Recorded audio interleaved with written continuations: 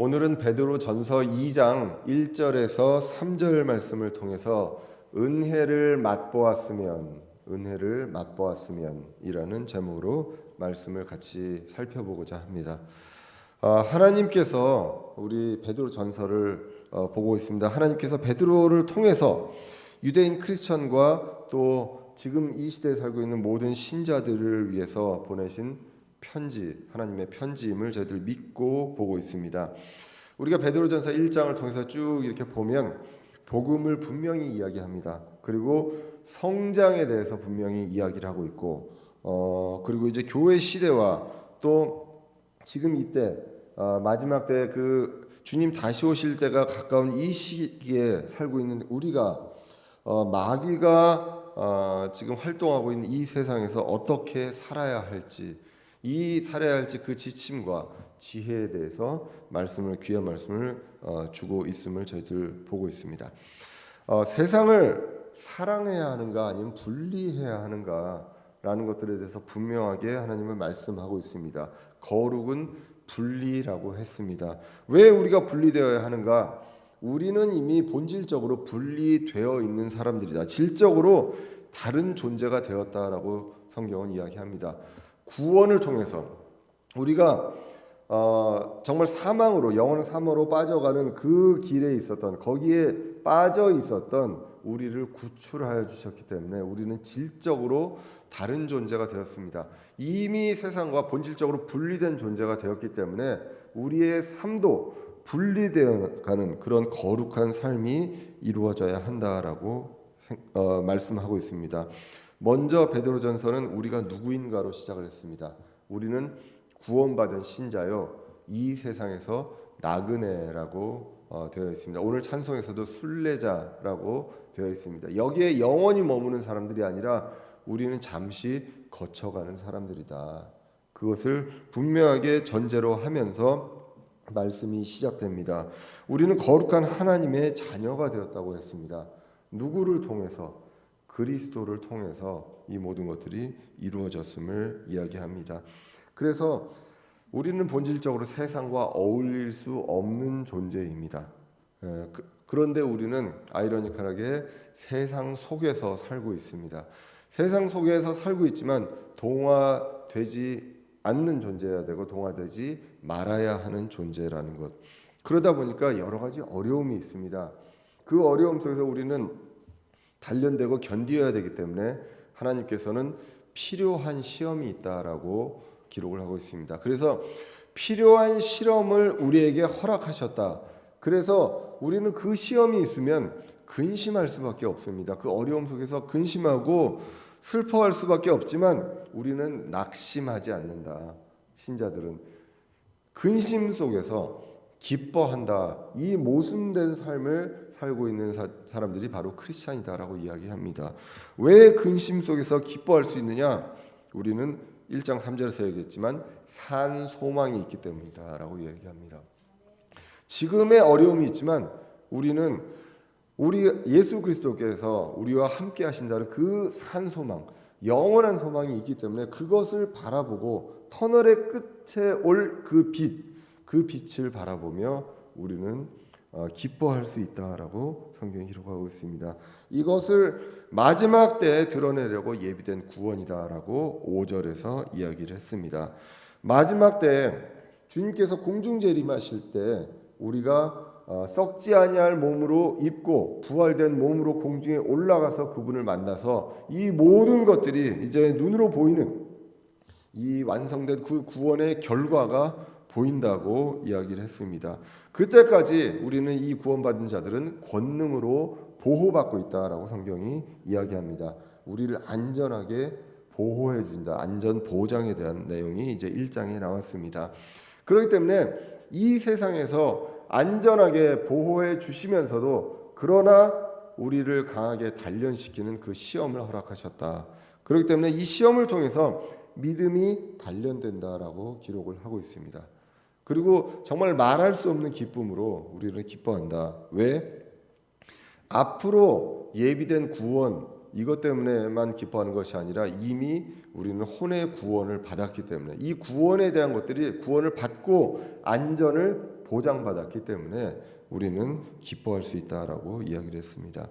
그런데 이 혼의 구원에 대해서는 사실 구약에서는 많은 대언자들이 열심히 공부해야만 알 수 있고 이해할 수 있는 내용이었다라고 성경이 이야기를 합니다. 그래서 대언자들이 우리에게 임할 은혜 그것에 대해서 열심히 공부했다라고 이야기를 합니다. 그런데 우리는 이제 알 수 있습니다. 완성된 말씀 신구약 성경을 통해서 분명하게 알 수 있다라고 이야기를 하고 있습니다. 이렇게 우리는 그 귀한 혼의 구원을 받은 자입니다. 그런데도 불구하고 우리는 본질적으로 우리와 구별된 다른 세상에서 지금 살고 있습니다. 그렇기 때문에 자칫 잘못하면 그 세상에 보이는 것들을 추구하고 따라갈 수밖에 없는 그런 상황이다. 그렇기 때문에 성경은 정신 차려라라고 얘기합니다. 말씀드리지만 제가 저희 아이들과 저희 학생들한테 늘 이야기하는 게 정신 차려라라는 이야기를 하는 것입니다. 누구나 다 정신 놓고 쉬어라라고는 아무도 얘기하지 않는다라는 것. 하나님도 우리에게 정신 차려라라고 이야기합니다.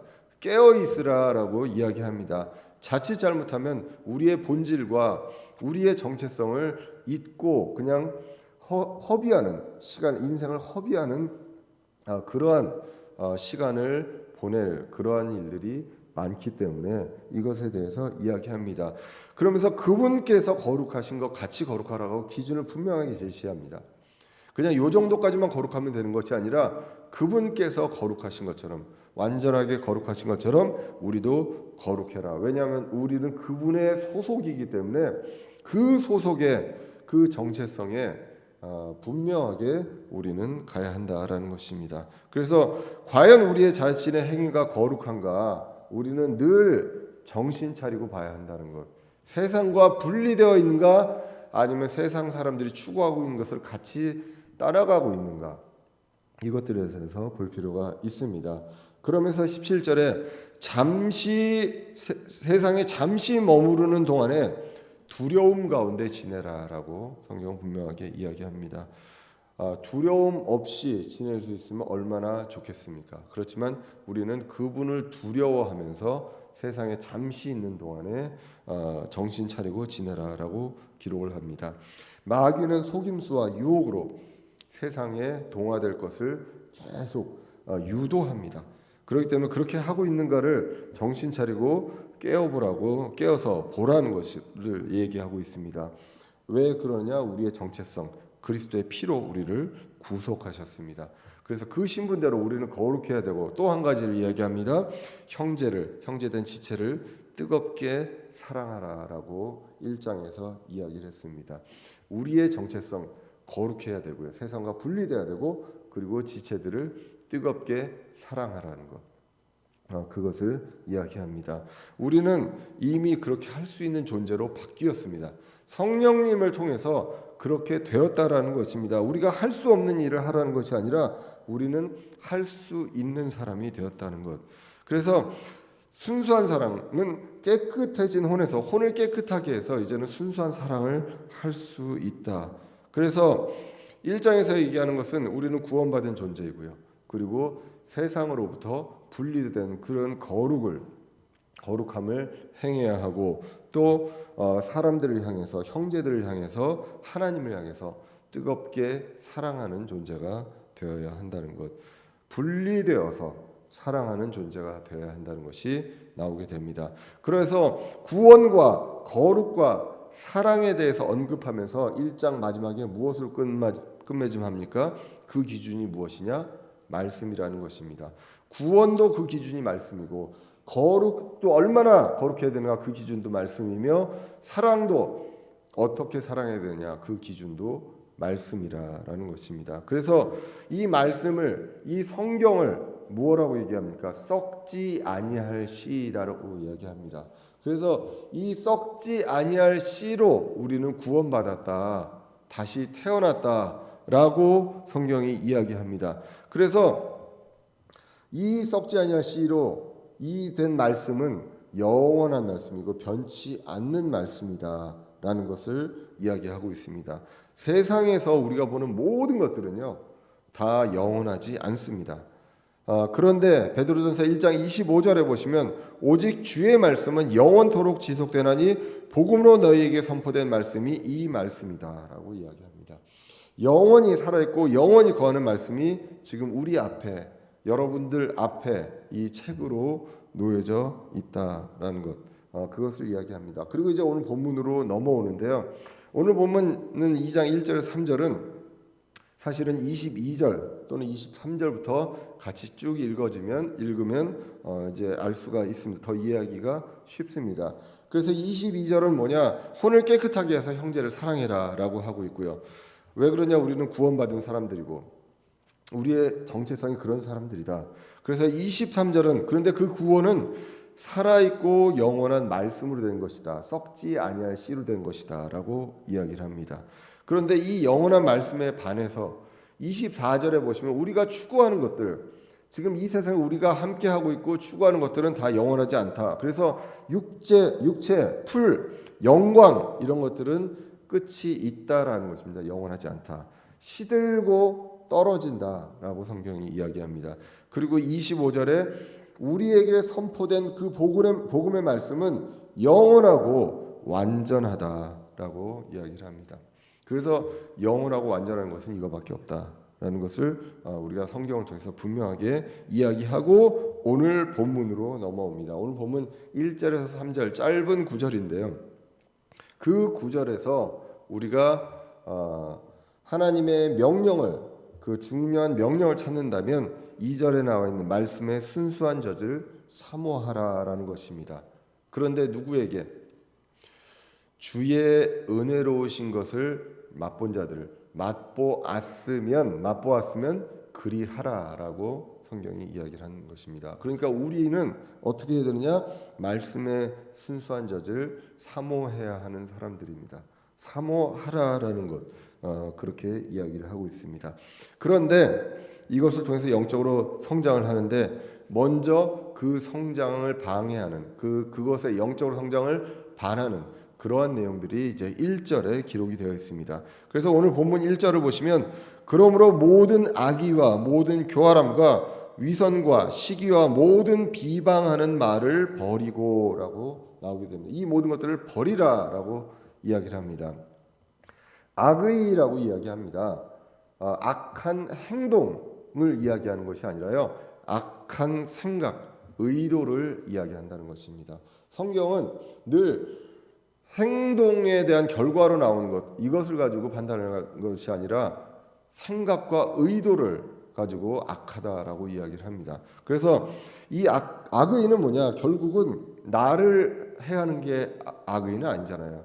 남을 해하려는 의도, 미워하는 마음, 그런 것들입니다. 그 반에서 이기심이 뿌리에 있습니다. 나를 먼저 생각하고 남을 미워하고 남을 해하려는 그러한 의도가 이제 들어가 있습니다. 그래서 나에 대한 마음이 아니라 남에 대한 어떤 의도, 생각 이런 것들이 이제 악의다라고 이야기합니다. 이것은 이제 1장 22절에 나온 말씀과 반대가 됩니다. 1장 22절에서는 우리는 어떻게 됩니까? 뜨겁게 사랑하라라고 되어 있습니다.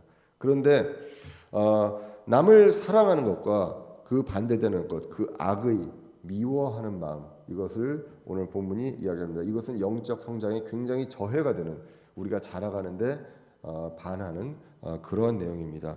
마가복음 7장 20절에 보시면 예수님은 이렇게 이야기합니다. 또 그분께서 이르시되 사람에게서 나온 것 그것이 사람을 더럽게 하느니라. 속에서 곧 사람들의 마음에서 악한 생각이 사람의 마음속에 나옵니다.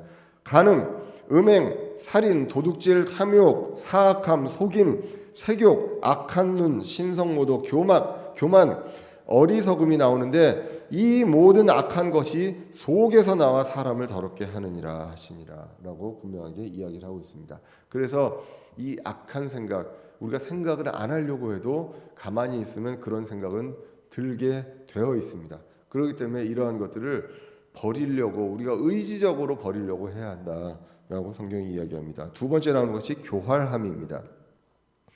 속임수입니다. 이것은 마귀의 본성입니다. 속이는 자이죠. 에덴 동산에서 이브를 속였습니다. 그것도 말씀을 의심하게끔 이제 속이게 됩니다. 말씀을 더하기도 하고 말씀을 빼기도 하고 그렇게 속입니다. 그래서 교활함을 통해서 남에게 자신의 그 악의 이거를 숨깁니다. 그렇기 때문에 악의와 교활함은 따로 놀 수 없습니다. 내 악의를 숨기기 위해서 거짓말을 하고 위장을 하게 됩니다. 그래서 그 위장을 하는 것이 바로 오늘 본문에 나와 있는 위선이라는 것입니다. 속으로는 안 그런데 겉으로는 착한 척, 선한 척하는 그러한 위선, 이것은 악의가 있고 교활함이 있어야 그것이 위선으로 나타난다는 것입니다. 대표적인 인물로 성경에서는 이 위선에 대해서 그 사례를 분명하게 나타나기 위해서 바리새인과 서기관들을 기록하셨습니다. 그들은 하나님 앞에 굉장히 거룩하고 선한 자처럼 위선을 했습니다. 많은 사람들은 그 모습들을 보고 비난을 할 수도 없고 이제 그렇다고 그 따르기는 싫고 그러한 어떤 상황 속에 있었는데 예수님이 오셔서 전곡을 찌르죠. 그들이 위선자임을 이야기를 합니다. 자, 그런 위선자들, 겉으로 거룩한 척하는 그런 것들과 반대되는 성경 구절이 베드로전서 1장 16절 17절에서 나왔습니다. 거룩하라라고 하면서 주님은 외모를 보시지 않는다라고 이야기했습니다. 그래서 세상에 잠시 머물러 있는 동안에 두려움 가운데 지내라. 외모를 보지 않고 내 마음, 생각과 의도를 분명히 꿰뚫어 보시는 그분을 두려워하면서 지내야 한다라고 이야기합니다. 그 다음에 나오는 말씀이 이제 시기입니다. 시기. 영어로는 envy라고 하는데요. 이 envy는 보통 이제 부러워한다라는 내용들로도 알려져 있습니다. 부러워하는 것도 되고요. 질투도 됩니다. 그래서 질투, 시기 그런 단어로 쓰입니다. 그러니까 부러워하는 것과 질투하는 것이 결국은 의미적으로 그게 크게 다르지 않다라는 것을 우리는 알 수가 있습니다. 결국 세상의 것, 사람들의 것 그런 것들을 부러워하면요 질투하게 되고 시기하게 됩니다. 남들은 똑같이 집을 샀는데 배로 올라서 돈을 벌고 나는 그렇지 못하고 그러한 것들을 가지고 이제 그 사람들을 시기 질투하며 나의 모습들을 보고 이제 어떻게 해야 되는가 이 세상적인 것들로 계속 갈 수밖에 없는 그러한 어떤 상황들 이러한 것들은 분명히 반성경적이다라는 것 시기에 대해서 이야기합니다. 남이 잘된 것 견디지 못하는 그러한 어떤 시기의 마음이 있고요. 그렇게 되다 보면 악의가 있고 교활함이 있고 위선이 있고 시기가 있습니다. 그러면 이제는 그 사람 그 대상을 통해서 그 대상을 비방하게 됩니다. 시기를 통해서 남을 깎아내리는 그러한 것들이 바로 비방이죠.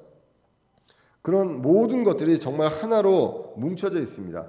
지금 뭐 따로라고 보여질 수 있지만 이 악의와 교활함부터 시작해서 이 모든 그런 행위들이 생각에서부터 행위로 모든 것들이 다 이어져 있는 그런 상황들이 오늘 2장 1절에 나와 있습니다. 이것은 바로 마귀가 주는 마음이고 육신의 행위라고 성경이 기록합니다. 육신의 욕심 또는 행위라고 이야기합니다. 갈라디아서 5장 19절에 보시면 이제 육신의 행위들은 명백하니 이것들이라 곧 간음과 음행과 부정함과 색욕과 우상 숭배와 마술과 증오와 불화와 경쟁과 진노와 다툼과 폭동과 이단 파당과 시기가 나옵니다. 시기와 살인과 술 취함과 흥청됨과 또 그와 같은 것들이라. 이러한 것들을 이야기하면서 이러한 행동들은 하나님의 왕국을 받을 수 없다라고 갈라디아서에 이제 나오게 됩니다. 그러면서 성령의 열매로 이제 기록되어 있는 그러한 것들입니다. 그래서 악의, 교활함, 위선, 시기, 비방 이런 것들은 서로 뗄래야 뗄 수 없는 그러한 반성경적이며 마귀의 생각들이다라는 것입니다. 이러한 성품이 주님이 주신 그런 거룩한 성품과 함께 할 수 없다. 분명히 분리된다. 중간이 없다는 것입니다. 요걸 하면서 요것도 할 수 있다. 그렇지 않다고 분명히 성경은 이야기합니다. 갈라디아서 5장 17절에 보시면 육신은 성령을 대적한다고 합니다. 육신은 성령을 대적하여 욕심을 부리고 성령은 육신을 대적하나니 이 둘이 서로 반대가 되므로 너희가 원하는 것들을 너희가 능히 하지 못하느니라. 같이 있으면 아무것도 하지 못한다라는 것입니다. 우리는 그래서 육신에 대한 것들을 버리고 성령 충만해야 하는 것, 이것이 바로 신자들이 해야 할 일이다. 우리가 이러한 것들을 생각의 어떤 세상의 생각들을 들으면 들을수록 성령님의 자리는 없어진다라는 것, 그것을 갈라디아서 5장 10절을 통해서 분명하게 우리는 알 수가 있습니다. 그렇기 때문에 주님의 거룩한 자녀로서 혼을 깨끗하게 하고 순수한 마음으로 형제를 뜨겁게 사랑해라라고 1장에서 이제 베드로전서 1장에서 이야기하는 것을 우리는 보게 됩니다. 이것을 이제 예수님은 율법의 완성이라고 이야기를 했습니다. 갈라디아서에서도 예수님의 그 말씀을 인용합니다. 갈라디아서 5장 13절에 형제들아 너희가 부르심을 받아 자유에 이르렀으나 오직 자유를 육신을 위한 기회로 쓰지 말고, 여기서도 계속 육신이 나옵니다. 그리고 사랑으로 서로 섬기라. 온 율법은 이것 즉 너는 내 이웃을 내 자신과 같이 사랑하라 하신 말씀 안에서 성취되었느니라. 그 예수님께서 하신 그 말씀 안에서 모든 것들이 성취된다. 내 이웃을 내 자신과 같이 사랑하라는 그 기준이 있습니다. 그것에 반하는 것이 오늘 1장에 사람들을 미워하고 깎아내리고 망하게 하고 그러한 마음들을 버리라라고 성경이 이야기를 합니다. 우리는 예수님을 기준으로 볼 필요가 있습니다. 예수님은 우리에게 언제 악의를 품으신 적이 있는지, 우리를 비방하신 적이 있는지, 그리고 더 나아가서 예수님 자신을 먼저 생각하고 그 다음으로 우리를 생각하신 적이 있는지, 우리는 그것을 볼 필요가 있습니다. 나 자신 먼저 챙기고 남들을 사랑하느냐, 아니면 예수님이 보신 것처럼 예수님 자신이 아니라 우리를 먼저 생각하느냐라는 것을 이제 보게 됩니다. 제가 이제 늘 이야기하지만 인생을 너무 오래 살지는 않았습니다. 아직 저는 젊다고 생각하는데 아직 20대라고 착각하는 경우들이 참 많은데요. 살다가 사람들을 이제 대할 때 보면 우리 교회가 아니라요, 그 세상에서 직장에서나 아니면 제가 하는 분야에서 사람들을 대할 때 보면 부탁을 하거나 이야기를 할 때 그쪽에서 뭘 얘기하냐면 그러면 나한테 득이 되는 것이 뭐가 있냐라고 물어보는 사람들이 있습니다. 그러면 부탁하기 싫어지거든요. 예. 만약에 나한테 뭔가를 부탁하고 나한테 어려움을 청할 때 그 사람한테 그러면 나한테 득이 되는 것이 무엇이 있느냐라고 나는 혹시 물어보고 있지는 않는가. 우리 크리스찬은요, 나한테 득이 되냐 아니냐가 아니라 나한테 요청하는 사람들, 그 사람을 그대로 그 사람의 필요를 알고 이해하고 내가 어떻게 하면 도와줄 것인가, 그것을 먼저 생각해야 되는 사람이 바로 크리스찬이라는 것입니다. 그래서 예수님이 우리를 구원하심으로 인해서 예수님한테 득이 되는 것이 무엇이 있습니까? 만약에 그것을 가지고 내가 너희를 구원해주면 나한테 득이 되는 것, 그것을 한번 얘기해봐라. 그러면 내가 너를 구원하리라라고 얘기했다면 우리가 무엇을 줄 수 있겠습니까? 그렇지 않으셨다는 것. 그 기준에 따라서 우리는 이제 형제를 사랑하고 이기심을 버리고 가야 한다는 것입니다. 예수님이 언제 이기심이 있으셨습니까?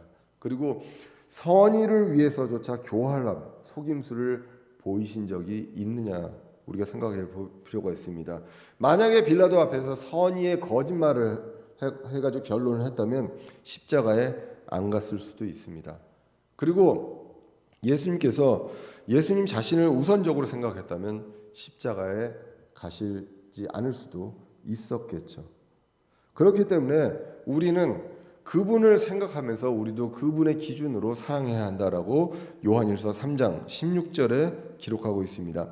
하나님께서 우리를 위해 자신의 생명을 내놓으셨으므로, 하나님께서입니다. 예수님, 아들 되시는 아들 하나님이신 그 예수님 하나님께서 생명을 내놓으셨으므로 이로써 우리가 그분의 사랑을 깨닫나니 우리가 형제들을 위해 우리의 생명을 내놓는 것이 마땅하니라 라고 성경이 기록을 하고 있습니다.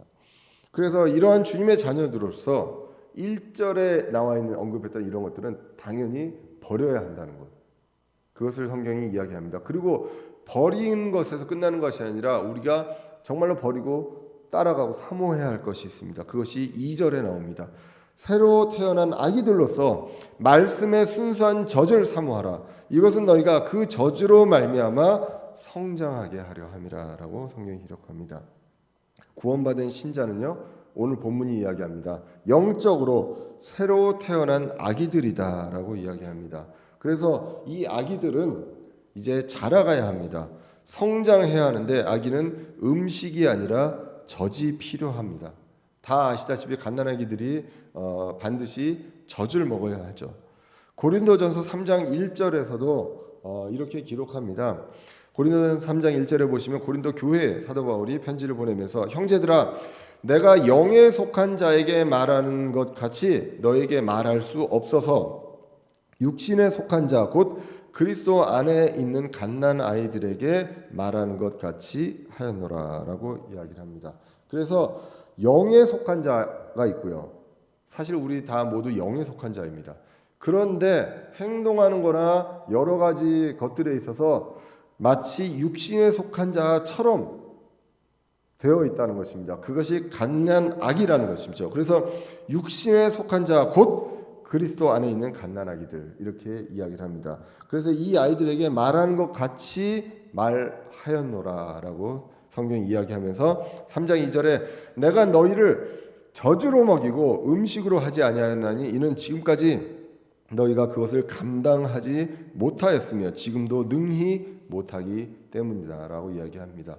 우리가 분명히 여러 가지로 성경에 대해서 정말로 수준 높은 것도 이야기할 수 있습니다. 그러나 가장 기본적인 젖도 있습니다. 갓난아기에게는 그 기본적인 그 젖에 대한 그런 말씀을 이야기해야 한다는 것이죠. 그래서 그 외의 이야기도 있지만 너희들이 갓난아기 같기 때문에 본성에 속한 자 곧 갓난아기 같기 때문에 그런 것들 말고 지금까지 그 젖으로 먹였다라고 이야기를 합니다.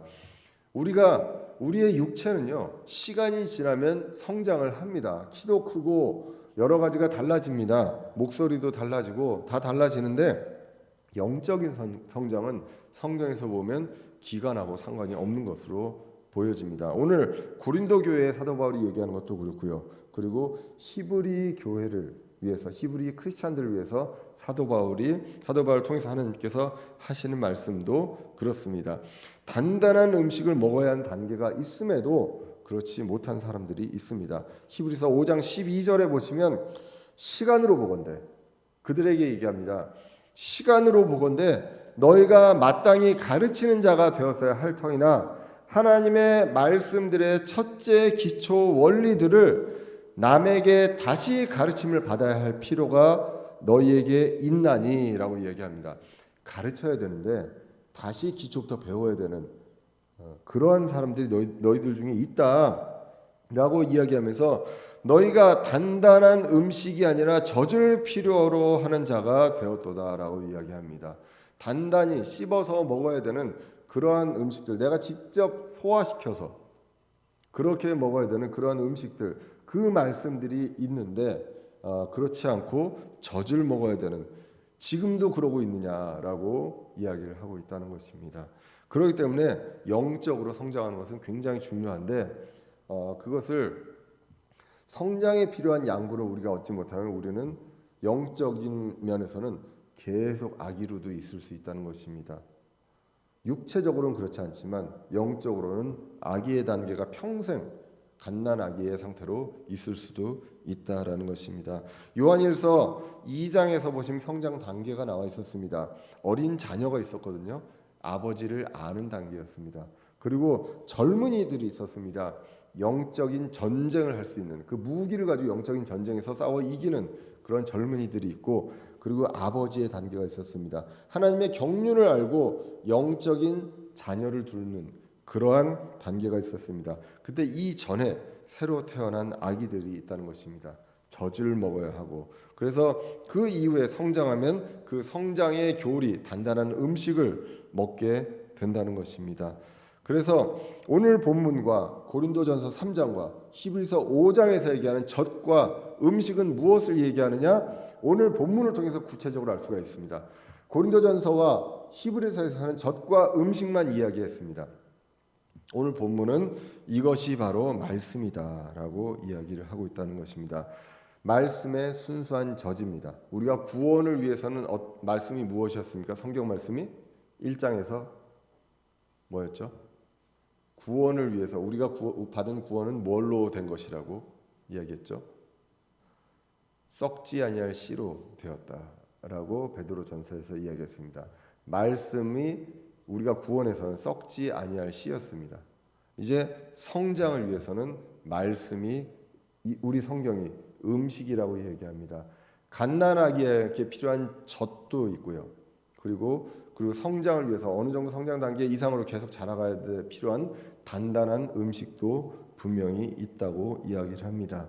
그래서 우리는 성령으로 다시 태어난 자들입니다. 요한복음 3장 5절에서 이야기했습니다. 그러므로 다른 젖, 다른 음식 이런 것이 아니라 순수한 말씀의 젖을, 우리의 정체성상 그 말씀의 젖을 찾는 것은 당연하다. 그런데 이 세상에 수많은 음식들이 지금 있는 것입니다. 영적으로도 우리의 영적인 어떤 분별력과 성장을 방해하고 흐리게 만드는 그러한 음식들이 많이 있다라고 성경이 이야기를 합니다. 마태복음 4장 4절에서 예수님께서 마귀에게 이야기합니다. 기록된 바 사람이 빵으로만 살 것이 아니요 하나님의 입에서 나오는 모든 말씀으로 살 것이라라고 성경이 이야기를 합니다. 우리는 영적인 성장이 유행이라든가 세상의 풍조라든가 다른 가치관이라든가 세계관 이런 것들로 영적인 성장이 이루어지지 않습니다. 요즘은 이상하게 세계관이란 말을 많이 씁니다. 원래는 우리가 교회에서 세계관이란 말을 썼는데 요즘은 뭐 영화에서 뭐든 제작자에서 뭐에서 마블의 세계관이다, 무슨 세계관이다 이런 얘기들을 꽤 많이 합니다. 어떻게 보면 좀 약간 섬찟하기까지 합니다.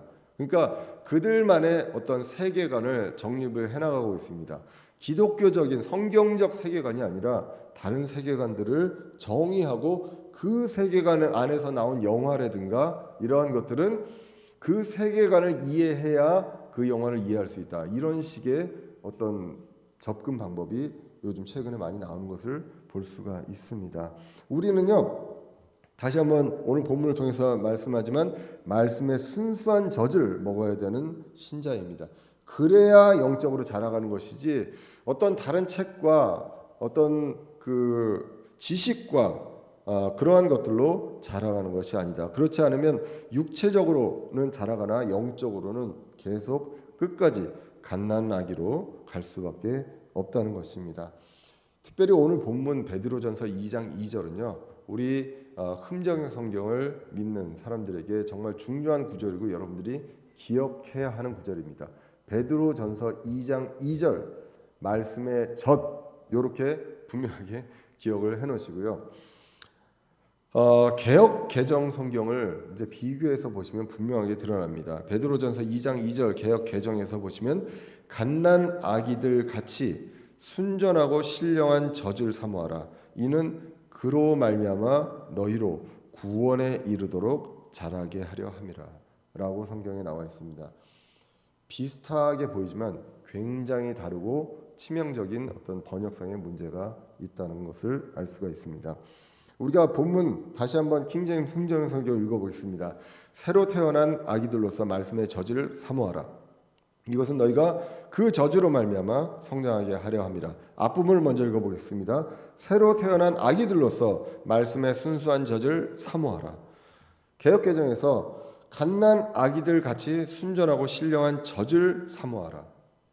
혹시 뭐가 다른가요? 비슷한데 뭐 그렇게 생각이 되시는데 중요한 단어가 빠져 있죠.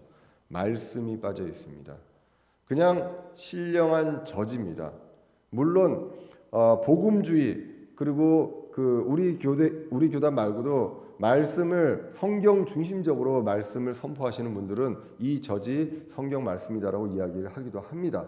그렇지만 다른 부류도 굉장히 많이 있다는 것입니다. 성경은 분명하게 우리 성경은 이야기합니다. 이것이 바로 말씀의 순수한 저지다. 이 저지 바로 말씀이다라는 것을 분명하게 이야기하고 있다는 것입니다. 이 성경이다.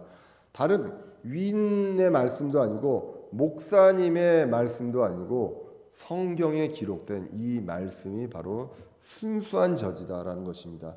어떤 것이 가미되거나 어떤 성분이 빠지거나 그러한 것이 아니라 바로 순수한 젖을 이야기합니다.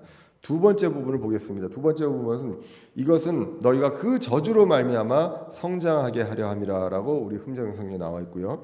개역개정에는 이는 그로 말미암아 너희로 구원에 이르도록 자라게 하려 합니다라고 나와 있습니다. 무엇이 다르냐 하면요. 이젠 중요한 단어가 하나 빠져 있습니다. 우리 흠정의 성경에는 구원이 빠져 있습니다. 말씀이 들어가 있고 구원이 빠져 있습니다. 말씀을 우리는 이미 구원받은 자로서요. 말씀의 저주를 사모하고 성장해야 합니다. 이 말씀을 통해서 성장한다는 것이고 개역개정에서는 순수한 신령한 젖을 사모하라. 이 젖을 사모하면 앞으로 구원에 이르도록 자란다라고 성경에 기록되어 있습니다. 그렇기 때문에 내가 뭔가 말씀의 젖을 사모하고 무언가를 이루어야 그래야 구원에 이른다라는 식의 해석이 가능한 그런 구절로 바뀌어져 있다는 것입니다. 우리는 이것에 대해서 이 두 구절을 봤을 때 과연 어떠한 번역이, 그러니까 뭐 여러 가지 그 사본 이 문제를 떠나서 과연 어떠한 성경이 제대로 표현하고 있는가를 분명하게 이제 비교를 할 수 있죠. 사본도 분명히 그렇습니다. 성장하라고 되어 있고 성장한다고 되어 있고 말씀이라고 분명히 나와 있습니다. 근데 번역상으로 지금 이렇게 되어 있다는 것입니다. 개역 성경으로 구원을 받고요. 말씀으로 그 말씀으로 성장할 수도 있습니다. 그러나 더욱더 분명하게 우리가 성장할 수 있는 순수한 말씀의 젖을 찾는다면 우리는 흠정의 성경을 찾을 수밖에 없다. 무엇이 가미되었거나 무엇이 빠진 것이 아니라 순수한 젖입니다. 우리가 아무리 그 아이들의 그 분유, 뭐 이유식 그거를 굉장히 잘 만들어도 의학적으로 지금까지도 이야기를 합니다. 모유를 따라갈 수 없다라고 이야기합니다. 이 모유를 갓난아기들이 먹을 때 이제 가장 좋다라는 것은 뭐 이건 제 얘기가 아니라 그냥 의학적으로 나오는 그러한 이야기입니다. 우리는 목사님의 유명한 목사님 그리고 설교 강사의 말씀을 들을 수도 있습니다. 그것을 쫓아서 좋아할 수도 있습니다. 하지만 순수한 젖은 사람의 말이 아니라 성경에 있는 이 성경이다라는 것을 분명하게 이야기를 하고 있고 이것을 통해서 구원도 이루어지고 그리고 성장도 된다라는 것입니다. 그렇기 때문에 무엇보다도 순수한 말씀, 완전히 보존된 그 말씀이 필요하다는 것입니다. 그렇기 때문에 우리가 이 자리에 모여 있는 것입니다. 늘 말씀드리지만 우리 교회보다 더 시스템이 잘 돌아가는 교회도 많고 더 좋은 프로그램으로 운영되는 교회도 많고 더 좋은 환경에서 예배드리는 그러한 교회들도 많이 있습니다. 그렇지만 어려운 길 그리고 지리적으로도 멀기도 하고요. 그리고 여러 가지 어려운 상황에서 우리가 모여서 이렇게 말씀을 나누는 이유는 바로 우리에게 순수한 말씀이 있기 때문이다 라는 것을 우리가 베드로전서 2장 2절을 통해서 우리가 이제 볼 수가 있습니다. 그리고 이제 3절로 넘어갑니다. 그러면서 너희가 주께서 은혜로우신 것을 맛보았으면 그리하라라고 기록을 합니다. 우리가 그래야 되는 이유가 나옵니다. 말씀의 젖을 사모해야 되는 이유가 우리가 주님의 은혜를 맛보았기 때문입니다. 그래서 너희가 맛본 자들이라면 맛보았으면 너희는 당연히 말씀을 사모해야 한다. 순수한 말씀의 젖을 사모해야 한다라는 것입니다. 우리는 주님의 은혜를 그리고 은혜로우신 주를 맛보았습니다. 2절과 3절을 가지고 주석가들은 이렇게 얘기합니다. 우리가 2절까지는 말씀하면 성경입니다. 그런데 이거를 3절에 보시면 그러니까 말씀을 먹는 걸로 비유를 했죠. 그런 것처럼 예수님의 은혜도 맛보았다고 합니다. 그래서 그 예수님과 말씀이 같다. 성경이 말씀이요, 이 살아있는 말씀이 바로 예수입니다. 이렇게 이제 많이 동일시하고 이제 해석을 하게 됩니다. 그러면서 예수님의 은혜를 맛보고 은혜로우신 주님을 맛보고 결국은 이 성경을 계속 읽고 젖을 먹는다는 것은 예수님을 알아가는 것이다라는 것입니다. 우리가 예수님의 십자가를 알 수 있습니다. 십자가를 통해서 우리의 죄를 사해 주신 것을 알 수 있습니다. 그 다음에 예수님과 같이 부활함을 알 수 있습니다. 그리고 예수님과 공중에서 만난다는 것까지 알 수가 있습니다. 그러한 것들을 계속 알아나가는 것, 말씀을 통해서 알아나갑니다. 그래서 베드로후서 3장 18절에 이렇게 기록합니다. 오직 은혜 안에서 자라고 우리 주 곧 구원자 예수 그리스도를 아는 것에서 자라라라고 나옵니다. 무엇에서 자랍니까? 예수 그리스도를 아는 것에서, 은혜 안에서 자라라라고 이야기합니다. 우리는 그분의 은혜를 맛본 자들입니다. 어떻게 맛보았습니까? 로마서 3장 23절에 기록합니다. 모든 사람이 죄를 지어 하나님의 영광에 이르지 못하더니 그리스도 예수님 안에 있는 구속을 통해 하나님의 은혜로 값없이 의롭게 되었느니라. 하나님의 은혜로 값없이 의롭게 되었습니다. 에베소서 2장 8절에도 기록합니다. 너희가 믿음을 통해 은혜로 구원을 받았나니 그것은 너희 자신에게서 난 것이 아니요 하나님의 선물입니다. 이미 우리 구원받은 자들, 은혜를 맛본 자들입니다.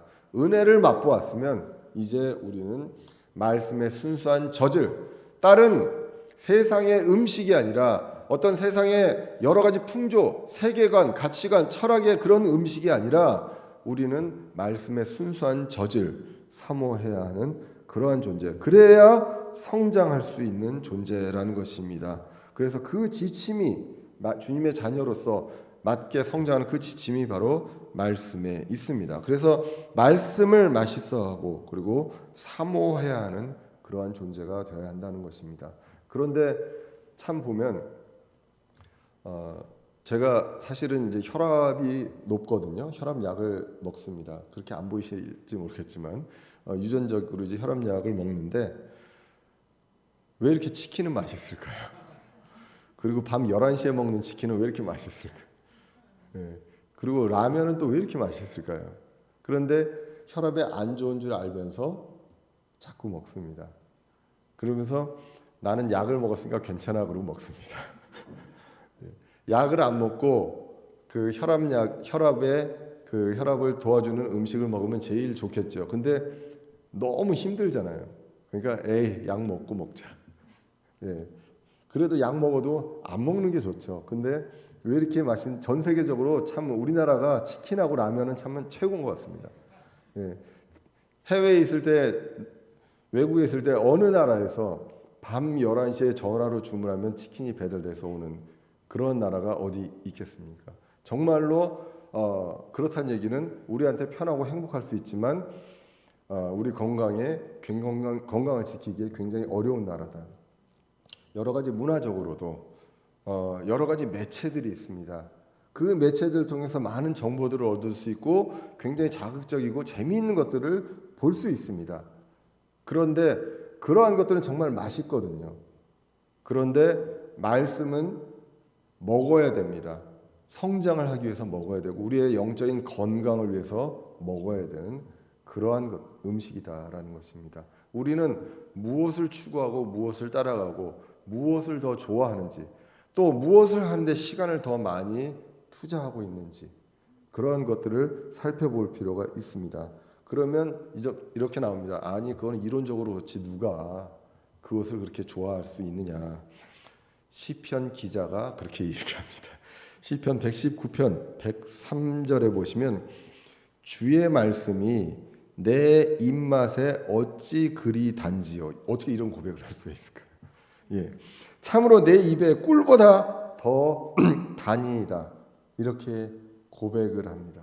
그러한 사람들이 분명히 있었다는 것입니다. 그리고 주님의 말씀이 명철이 되어서 나에게 가르쳐 주셨다라고 이야기하면서 105절에 주의 말씀은 내 발의 등불이요 내 길의 빛이니이다라고 이야기합니다. 우리가 가야 할 길, 우리가 어둠 속에서 막 절망 속에 있을 때 빛을 보고 소망을 볼 수 있는, 그리고 기뻐할 수 있는 이 모든 것들이 말씀에 있다는 것입니다. 그러면 여러분들, 저와 여러분들이 말씀을 정말 이 순수한 젖을 사모해야 합니다. 그리고 말씀을 전하는 이 자리에 선 사람들 어떻게 해야 하겠습니까?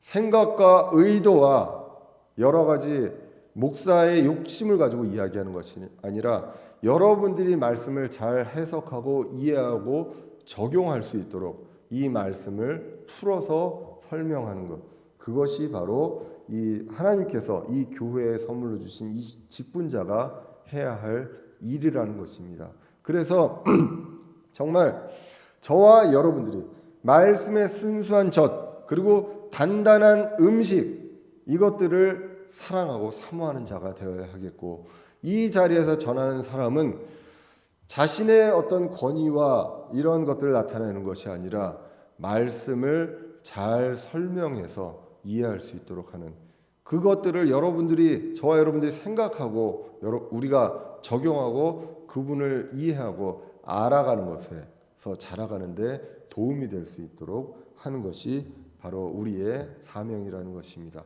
이러한 것들을 정말 잊기 쉽습니다. 정신 차려서 깨어 있어야 한다는 것이죠. 그것을 주님 다시 오신 날까지 우리는 그것을 꼭 붙들고 이 자리에서 우리 주님께서 맺어주신 이 지체들과 함께 이것들을 꼭 붙들고 사모하는 저와 여러분들 되어야 하겠습니다. 기도하겠습니다.